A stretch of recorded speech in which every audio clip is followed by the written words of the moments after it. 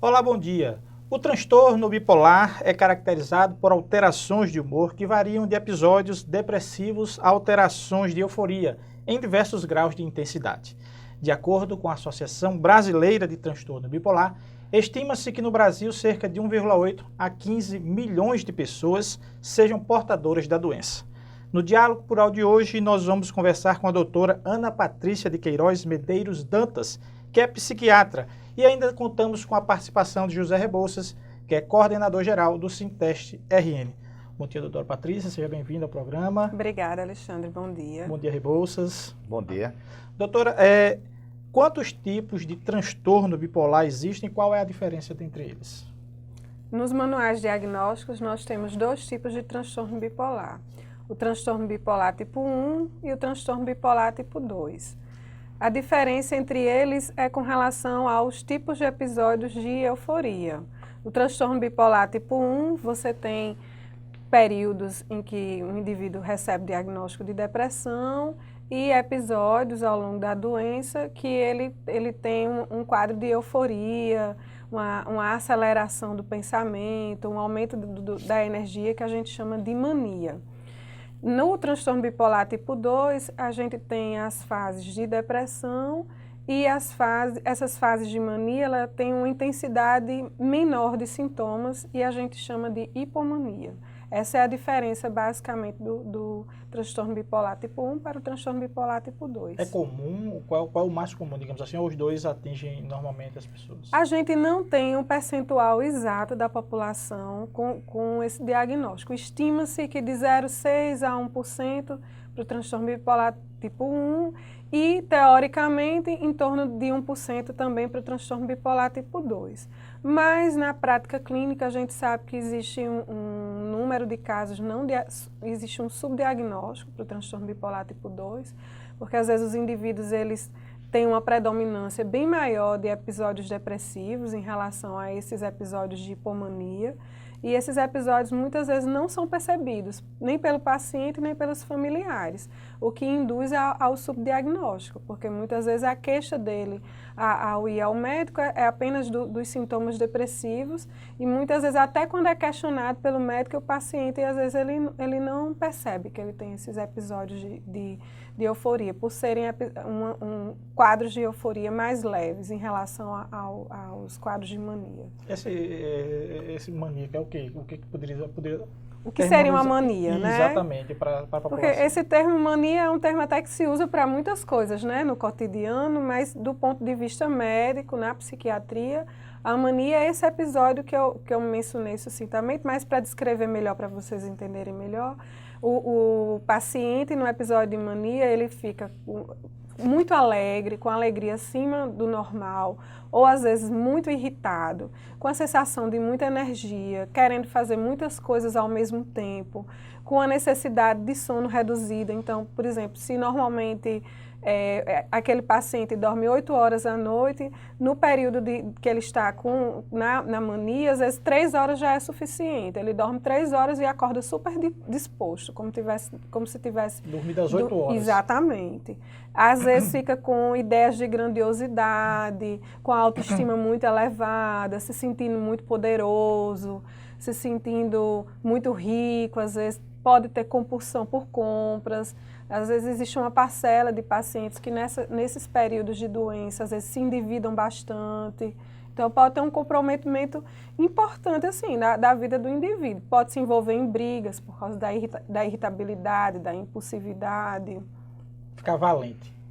Pode acontecer. Isso até atingir a família também. Isso. Bolsas.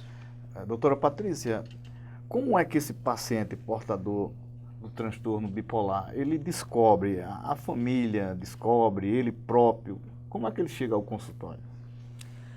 Muitas vezes o paciente ele se percebe diferente, que isso depende muito da crítica que cada um faz de si próprio, né? Então, às vezes, tem pacientes que eles se percebem diferentes. Às vezes eles vão pelo quadro da depressão e às vezes durante a consulta, a gente fazendo as perguntas, a gente descobre que ele já teve os períodos de euforia, então a gente fecha esse diagnóstico de transtorno bipolar. e às vezes ele vai para o atendimento no quadro de euforia, que aí pode ser uma percepção da família, que às vezes a família nota que conversa demais, ele está conversando, outra coisa que eu esqueci de falar é que nesse período em geral, o paciente ele fica falando muito, né? É uma necessidade de falar bastante, às vezes mais extrovertido que o normal, então às vezes a família diz, olha, ela é uma pessoa muito tímida, muito recatada, mas agora a gente vai no supermercado, ela fica puxando assunto com a pessoa do lado, fica expondo nossa vida pessoal, coisa que não é do temperamento dela, da personalidade. Então, às vezes o familiar que percebe que a pessoa está diferente e às vezes o próprio paciente percebe. Como eu já ouvi, às vezes, o paciente dizer que está gastando muito dinheiro, está comprando muito, está falando demais, está com energia demais, que não é o normal dele. Saía de uma rotina, digamos assim, daquilo normal para uma rotina completamente diferente. Completamente diferente. E até a personalidade parece diferente. A pessoa que é introvertida passa a ser extrovertida. E acontece o contrário também, extrovertida passa a ser introvertida ou não? Na euforia, não, porque na euforia é tudo para mais. Isso, é mais acelerado, com mais energia, mais extrovertido, com ideias de grandeza. Essas ideias de grandeza, às vezes, podem chegar até a ser delirantes. Então, às vezes, a pessoa pode acreditar que tem poderes especiais, que é enviado por Deus, ou que é o presidente da República. Então, isso pode chegar a ter um caráter psicótico, às vezes, dependendo da gravidade do quadro. E digamos assim, na conjuntura, há alguma diferença? Por exemplo, o cérebro se torna diferente? Alguma coisa de uma pessoa sadia? E quais são as possíveis causas que possam levar a isso? Ela já nasce com isso? Há uma predisposição para isso? Existe uma predisposição genética para o transtorno bipolar. A gente observa que quando existe um parente de primeiro grau com transtorno bipolar, a chance de ter o transtorno bipolar é bem maior. Esse percentual é de 9% quando você tem um parente de primeiro grau. Esse grau de herdabilidade, assim, não se identificou ainda um gene específico responsável por essa herdabilidade genética, porque parece ser uma herança, assim, uma herança complexa, com múltiplos genes. Então, isso ainda não está bem estabelecido, mas que a gente sabe que tem uma herdabilidade genética, mas não é só isso. Além disso, tem os fatores ambientais, estresse, diminuição de horas de sono, problemas na vida pessoal, desemprego, dívidas, enfim. O estresse ele pode desencadear um quadro de transtorno bipolar numa pessoa predisposta. Então, são os fatores genéticos mais os fatores ambientais, que a gente chama. Rebouças. Quanto à medicação, a medicação mais comum para esse transtorno, como os lítios, o carbolítio, o topiramato, a carbamazepina, como é que a senhora vê isso aí? Olha, o tratamento do transtorno bipolar tem que ser feito com medicação. A medicação ela vai fazer com que o paciente retorne a um quadro que a gente chama de eutimia, que é a estabilidade do humor, que esse humor ele nem fica exacerbado e nem fica diminuído, faz com que o indivíduo ele nem fique deprimido, nem fique eufórico, nem fique irritado, no estado dele normal. Oscilando, esse estado normal que eu digo, às vezes tem gente que tem dúvidas com relação a isso. Aconteceu uma coisa triste, ele está chorando, será que ele deprimiu de novo? Não, essas oscilações de humor, quando acontecem alguma coisa, fazem parte da vida. Ficar feliz com uma vitória, ficar triste por uma perda de alguém, isso aí faz parte. Não é que a pessoa ela não vai mais chorar, não vai mais ficar feliz. Vai ficar indiferente a tudo, Isso, né? não é que ela vai ficar indiferente, ela vai reagir às coisas normais do dia a dia, sem essa intensidade patológica que às vezes acontece no transtorno bipolar. Às vezes ele fica triste sem motivo, na depressão, e a euforia também ela pode vir sem um motivo aparente, ou até pode ser desencadeada por uma situação triste, a euforia. Porque é um momento patológico, não é uma alegria saudável, digamos assim. Então, esses medicamentos, eles vão fazer com que o indivíduo tenha esse humor, estabilize e vai diminuir, vai prevenir. Na crise, ele vai tirar a pessoa da crise e fora da crise, ele também deverá ser usado para prevenir novas crises. Bom, nós vamos para o nosso primeiro intervalo, nós voltamos daqui a 30 segundos, continue aí.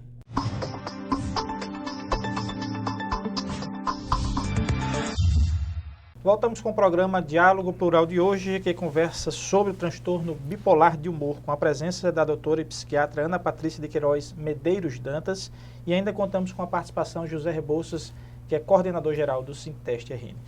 Doutora Patrícia, no bloco passado a gente conversou um pouquinho, a senhora falou sobre a questão do primeiro grau da família. É interessante prestar atenção, ter os seus cuidados também com a próxima geração ou com pessoas que têm na família, para que se possa detectar. Não, acho que tem essa detecção precoce da doença para que se possa ter um tratamento melhor. É importante ficar atento aos sinais e sintomas, né? Para não retardar o diagnóstico. Na verdade, a gente só pode dar o diagnóstico quando existe manifestação de sintomas, né? Mas é importante ficar atento, por exemplo, se um parente de primeiro grau de alguém que tem transtorno bipolar tem um episódio depressivo, é interessante que ao ir ao médico seja relatado que existe um parente de primeiro grau com transtorno bipolar, porque pode ser que naquele momento ele esteja com depressão, mas pode ser um primeiro episódio de um transtorno bipolar, mas para a gente fechar o diagnóstico de transtorno bipolar, tem que ter o outro lado também, a euforia, a mania, mas é interessante pelo menos para ficar atento e escolher melhor a medicação. Como a sua manifestação do transtorno, então quer dizer que não existe um transtorno, uma detecção tardia sobre isso? Ou tem essa possibilidade? Ou não tem essa possibilidade? Só quando o diagnóstico é que já começa o tratamento? De tratar antes de haver isso, sintomas, isso. Não. Quando existem os sintomas é que a gente inicia o tratamento. A prevenção você pode pensar de uma forma geral para prevenção de doenças mentais na psiquiatria.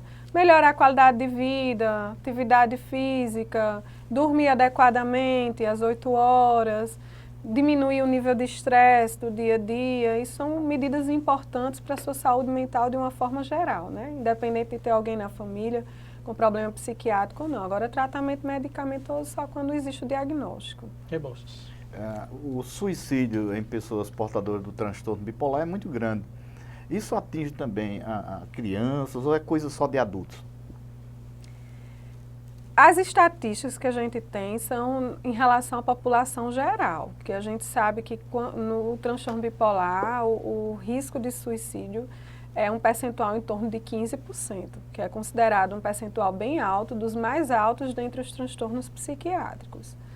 Mas a gente não tem uma estatística assim, isolada de quem em termos, se atinge mais só adulto, qual é a faixa etária.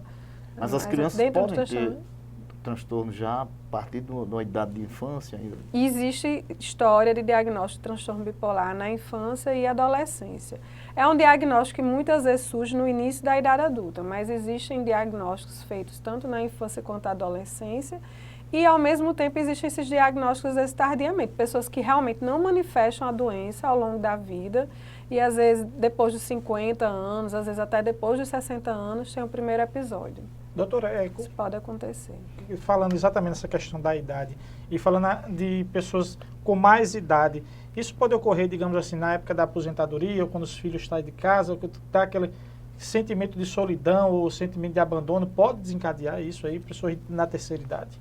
Pode desencadear na terceira idade. Agora é importante saber que quando os primeiros episódios, né, as primeiras manifestações de alterações de humor acontecem na terceira idade, a gente precisa descartar outros problemas médicos, possíveis causas orgânicas que não apenas o transtorno bipolar. A gente tem que fazer um estudo para fazer os diagnósticos diferenciais. E quais são digamos assim, os perigos de um diagnóstico errado do transtorno bipolar, diagnosticando por outra doença e tendo um tratamento diferenciado?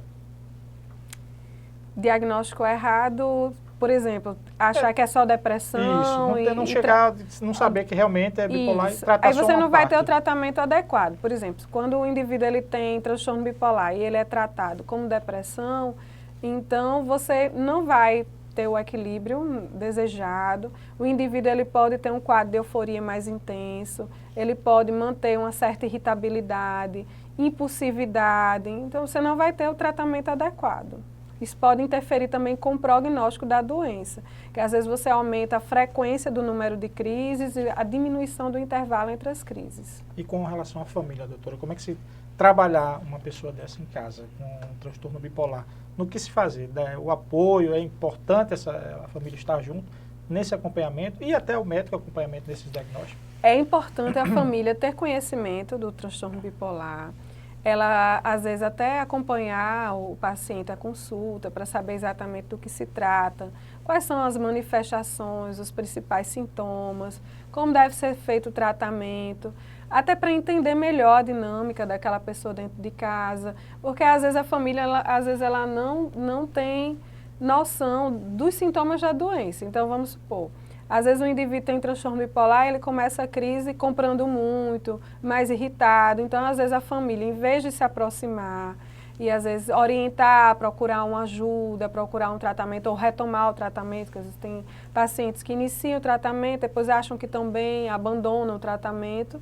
Então, às vezes a família se distancia, acha que ele está fazendo aquilo porque ele quer fazer, que tem consciência daquilo que está fazendo, porque às vezes a família confunde o fato da pessoa não estar fora da realidade, porque em alguns quadros o indivíduo ele não fica fora da realidade, com o fato dele estar fazendo aquilo espontaneamente, de não ser uma doença.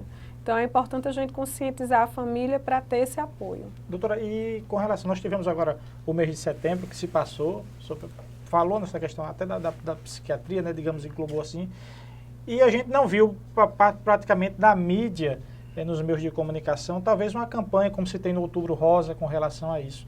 Essa falta de comunicação, de comunicabilidade com a sociedade, isso prejudica nessa questão, não dos diagnósticos em si, mas para se conviver com esse tipo de doença? Alexandre, na verdade, a Associação Brasileira de Psiquiatria e a Associação Norte-Rio-Grandense de Psiquiatria tentaram promover o máximo possível a divulgação nas mídias da questão do Setembro Amarelo, né, que é a campanha de prevenção ao suicídio, justamente para tentar conscientizar com relação aos transtornos psiquiátricos, a redução do estigma, a procura de tratamento, para a gente tentar diminuir o número alarmante de suicídios que a gente vem tendo notícias nos últimos meses, nos últimos tempos, de uma forma geral. E por suicídio ser uma coisa, digamos assim, claro, que é uma trágica na família, você acha que é mais escondido com relação a isso? A gente não vê uma receptividade tão grande da mídia como dá em outros meios, em outras campanhas. A senhora acha que o próprio governo poderia assumir essa campanha?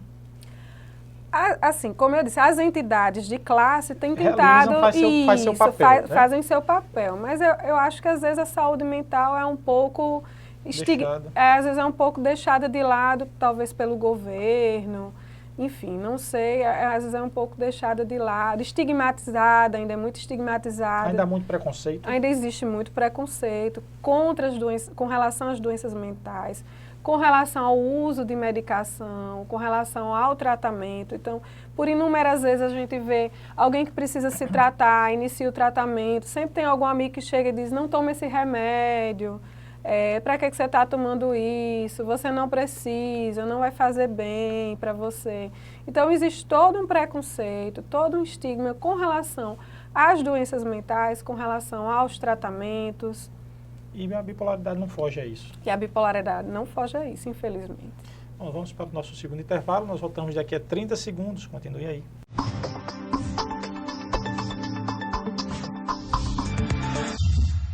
Voltamos com o programa Diálogo Plural de hoje, que conversa sobre o transtorno bipolar de humor, com a presença de doutora Ana Patrícia de Queiroz Medeiros Dantas, que é psiquiatra, e com a participação de José Rebouças, que é coordenador geral do Sinteste RN. Doutora Patrícia, existem casos que é necessário a internação?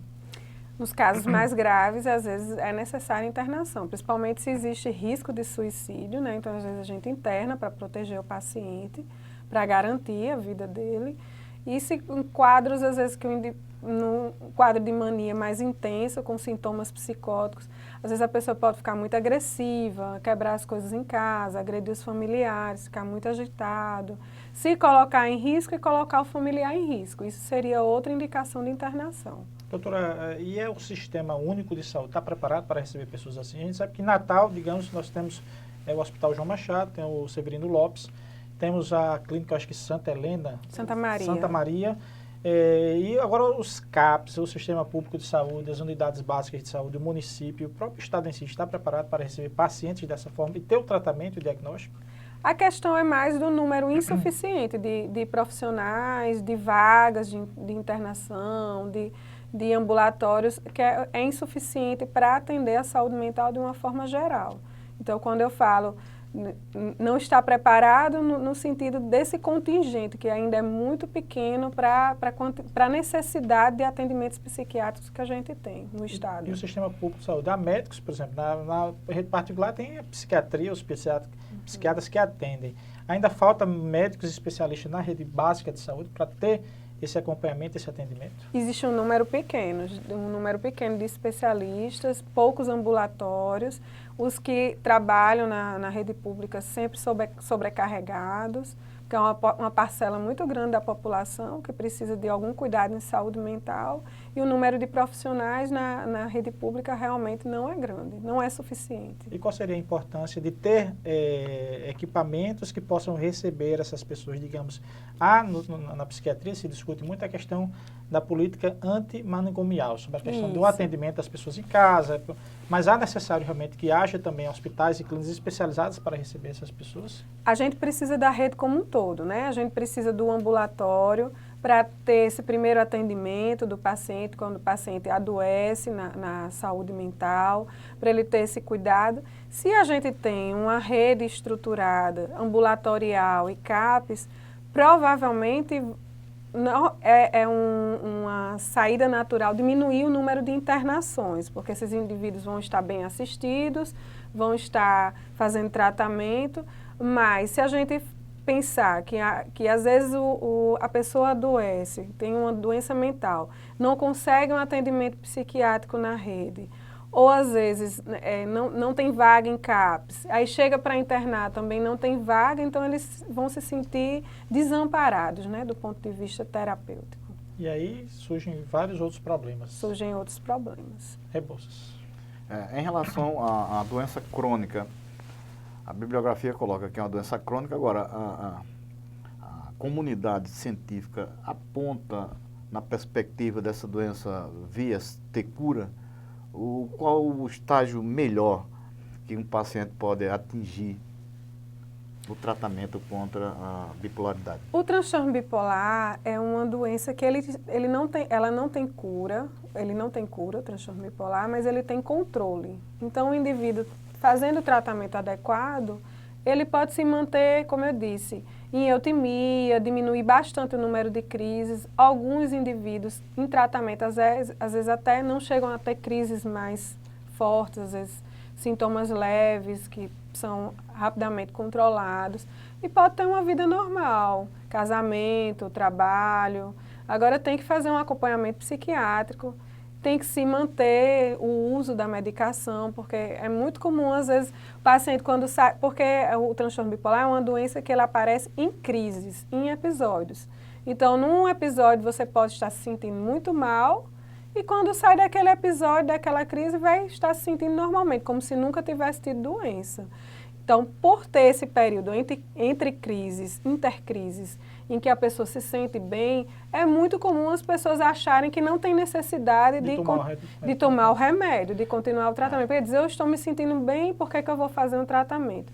Só que é importante a gente frisar que é uma doença crônica, que existe necessidade de manter a medicação até para prevenir novas crises e que isso tem alteração na história natural da doença. E além da medicação, as terapias, elas são acompanhadas ou não é necessário terapia? É importantíssimo psicoterapia, até para trabalhar a doença, trabalhar os episódios de humor, de euforia, como perceber a parte de psicoeducação, de ele conseguir se perceber o que é que está diferente, o que é dele, o que é da doença. A nutrição também?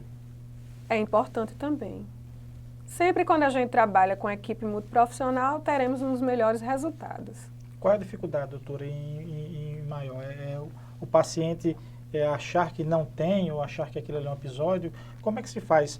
A pessoa que procura, a gente já falou isso em blocos anteriores, sobre a questão de procurar o médico, mas a aceitação do paciente é difícil com relação a esse tipo de... Varia de pessoa para pessoa. Tem paciente que não aceita o diagnóstico, tem uns que aceitam o diagnóstico, mas fazem uso irregular de medicação, então às vezes tomam um dia, 2 dias não tomam direito, ou às vezes resolve tomar de uma forma diferente da forma que foi prescrita, isso tudo vai ter diferença no resultado do tratamento. E com relação a essa falta de regularidade do tratamento, ao medicamento, pode acontecer de um medicamento que ele vai tomando, deixa de tomar, toma demais ou toma de menos, não surtir mais efeito com relação a isso? O que acontece é que ele não vai ter, pode não melhorar, né? O paciente pode se estender mais tempo em crise, pode ter um agravamento dos sintomas, porque não está fazendo uso adequado da medicação.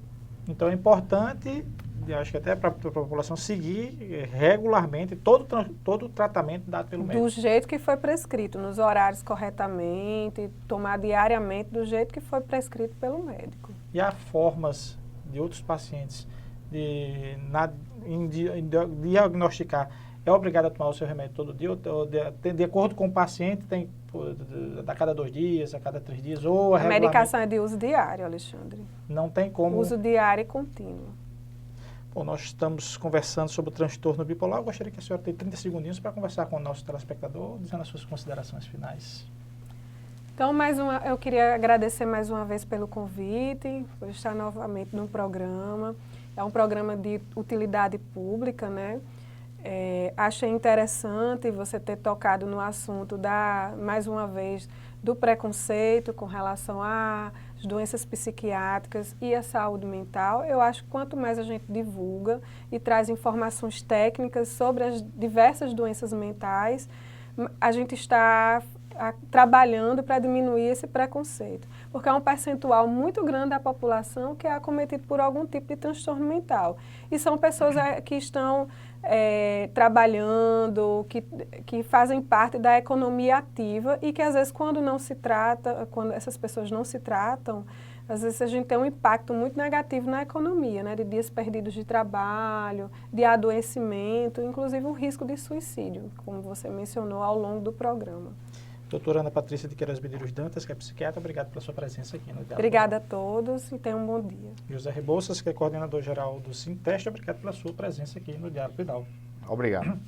Se você quiser mais informações sobre o Diálogo Plural, acompanhe as atualizações no nosso Twitter, que é o @SintesteRN, no nosso site, que é o www.sintestern.org.br, ou na nossa página do Facebook, que é o facebook.com/SintesteRN. Até o próximo domingo.